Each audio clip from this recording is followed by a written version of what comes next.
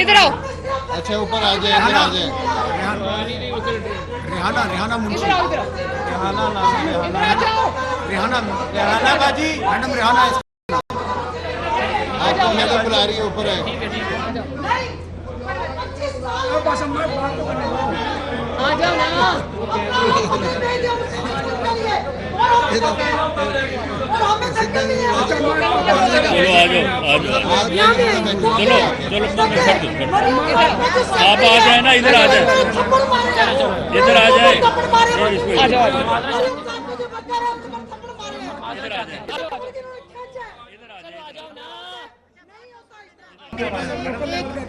और एक और बात, एक और बात, एक और बात, एक और बात,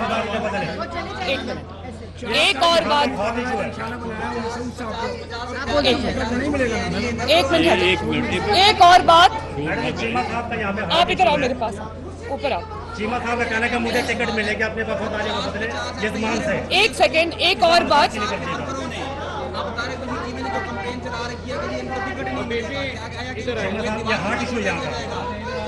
देखो मेरी बात सुनो, ये सुबह से ड्रामा कर रही है। चीमा साहब का टिकट क्या वाला? नहीं, एक और बात, आप अगर खड़े होकर आप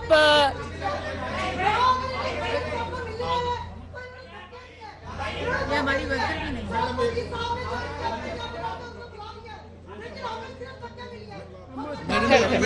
इधर आओ। अच्छा ऊपर आ जाए, इधर आ जाए। रेहाना रेहाना मुंशी, इधर आओ, इधर आओ। रेहाना रेहाना बाजी मैडम, रेहाना इसका नाम। आपको मैडम बुला रही है, ऊपर है।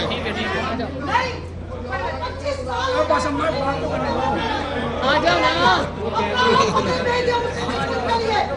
चलो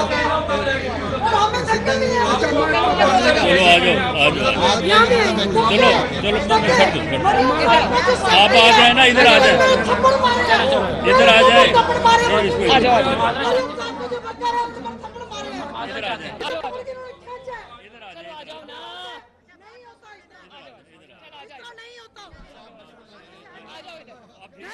नहीं होता। मैं मुस्लिम लीग नून के पुरानी वर्कर हूँ, मुझे 25 साल हो गए और इन्होंने मुझे धक्के दिए। तंजीमी इजलास में बिजी थी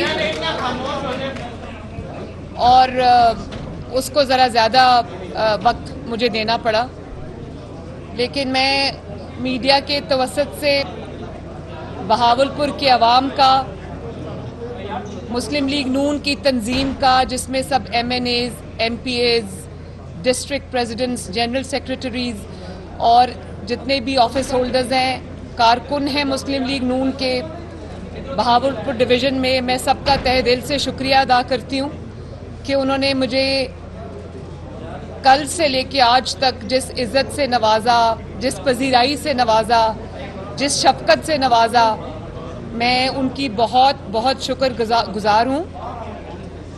और मेरी सुबह से अभी तक मेरी सारे MNA से भी मुलाकात हुई, MPA से हुई, ऑफिस होल्डर से भी मुलाकात हुई, टिकट होल्डर से भी मुलाकात हुई और मुझे बहुत उनसे सैर हासिल गुफ्तगू करने का मौका मिला। मैंने उनके जो उनकी सजेशंस थी उनको नोट किया, उनको सुना और उनकी बात सुनी।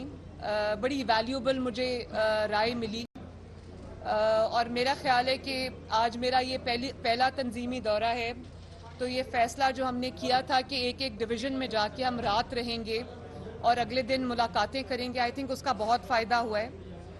और मेरे पर जो एतमाद कारकुनों ने किया है, मुस्लिम लीग नून ने किया है, मैं उस सब के लिए उनकी शुक्रगुजार हूँ। लेकिन मैं जिस तरह एक कारकुन की तरह आज मुझे काम करके, इंटरैक्ट करके जो मुझे आज तसल्ली हुई है, मैं उसको अल्फाज में बयान नहीं कर सकती। ये जो हमने एक्सरसाइज शुरू की है, ये जो अवामी राब्ता मुहिम शुरू की है, ये जो तंजीमी हमने एक इजलास शुरू किए हैं, इंशाअल्लाह ताला मुझे आज लगा है कि ये जो मुस्लिम लीग नून की अवामी कुव्वत है उसको 4 चांद लगाएगी। तो बहुत बहुत शुक्रिया। आप सबके सवाल हैं तो बताएं।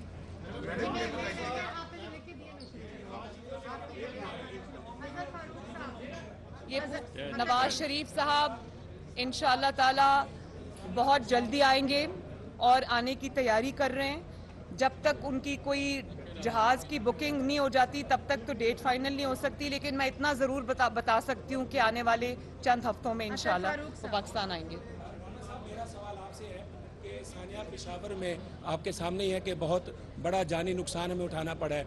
वहाँ आज तक सेफ सिटी प्रोजेक्ट जो है किसी ने भी मुकम्मल नहीं किया और ना ही CTD को वेल इक्विप करके इतना जदीद किया गया कि वो दहशतगर्दी का मुकाबला कर सके।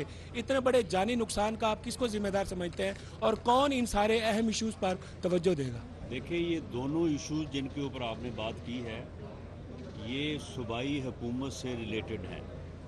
पंजाब में अगर लाहौर को सेफ सिटी बनाया गया तो उस वक्त की सूबाई हुकूमत और चीफ मिनिस्टर मियां शहबाज शरीफ साहब ने बनाया, और CTD अगर पंजाब में मजबूत हुई या इस्टेब्लिश हुई तो वो भी उसी वक्त हुई। तो अब आप इसका जवाब कि कौन ज़िम्मेदार है, आप को मालूम है कि पिछले 10 साल से वहाँ पे सूबाई हुकूमत किसकी है? अमजद अवान साहब जी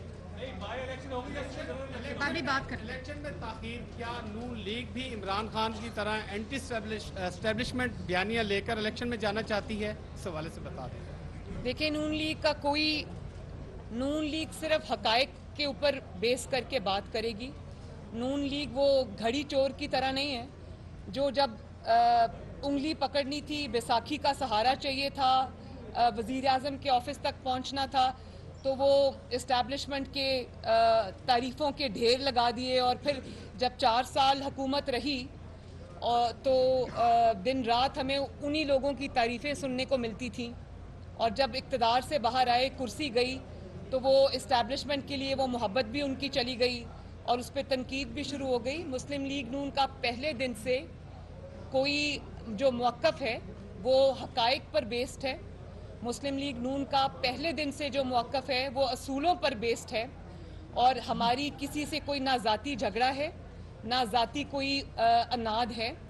इश्यूज़ पे बेस्ड बात होती है, वो अब भी होगी। मुस्लिम लीग नून जो हक़ाइक़ आज बता रही है या बताएगी, पूरी दुनिया उसकी गवाही देती है, उसमें कोई झूठ नहीं है।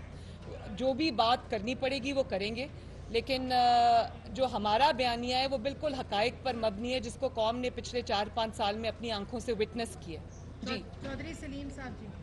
जी मैम, ये बताइएगा कि आपने जब एंटी एस्टेब्लिशमेंट बयानिए पे नवाज शरीफ साहब को मुल्क से निकाल दिया गया, वज़ीर आज़म हाउस से निकाल दिया गया, और आपकी आला क़यादत को पाबंद सलासिल किया गया, तो एक मीडिया ही था जो आपकी आवाज़ बन रहा था और आपके साथ ठहरा था। और उस टाइम इमरान खान के दौर में मीडिया के ख़िलाफ़ मुकदमात और गिरफ़्तारियाँ और चैनल्स को बंद किया जाता था, तो आप आवाज़ उठाती थी। लेकिन अब आपकी गवर्नमेंट आई है तो अब भी वही सिलसिला चल रहा है कि गद्दारी के मुकदमात हो रहे हैं मीडिया मालकान पे, मीडिया चैनल्स पे, सहाफ़ियों को गिरफ़्तार किया जा रहा है। इमरान रियाज को कल गिरफ़्तार कर लिया गया है।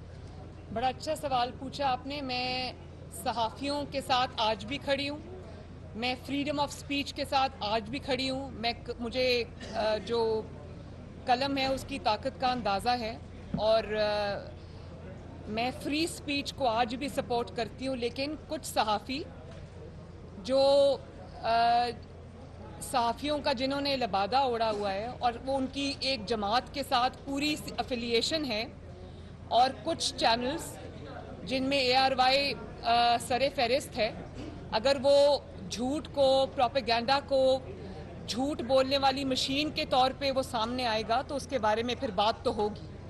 और उसके मालिकान जो करते रहे हैं, अगर वो सहाफ़त के गाब में अगर वो ये सब कुछ करेंगे तो वो बोलना मेरा हक़ है, उन हक़ाइक़ को अवाम के सामने लाना हमारा हक़ है, और उनको एक्सपोज करना हमारा हक़ है। बाकी सहाफ़ी बरादरी के साथ मैं दिलो जान से खड़ी हूँ।